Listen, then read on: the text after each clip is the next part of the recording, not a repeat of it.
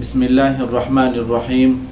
تا هر قسمه کاروبار دا، فیکټری دا، پروپرټی دا، دوکان دا، هر قسمه کاروبار دا مختلفو طریقو سره تا مشقتونه تکلیفونه ورکی کړي دي. مخې ته مزال کوي خو لیکن مخې ته زینه او ورسته روانې. د دې لپاره یو بهترین عمل خیم، دا عمل وکړه، ځان ته وګوره بیا ته څنګه مخې ته مزال کوي. د عمل دپاره څه ورځې خاص نه دي، څه وختو ته خاص نه ده، هر ټیم یې کوی شي، په هر وخت یې کوی شي. عمل څه ده؟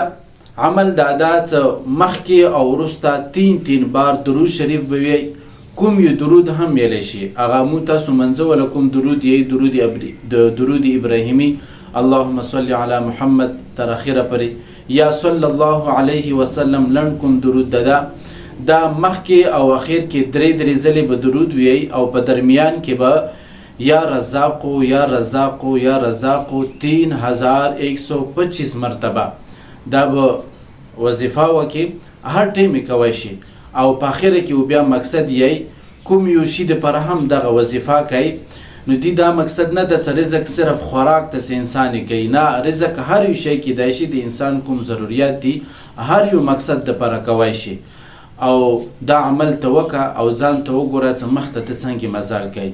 خو دې عمل دپاره اجازت دا ده چې کمنټ کې به الله اکبر الله اکبر 3 مرتبه وی، ما طرفه نه تاسو ته د دې عمل کولو اجازت شول.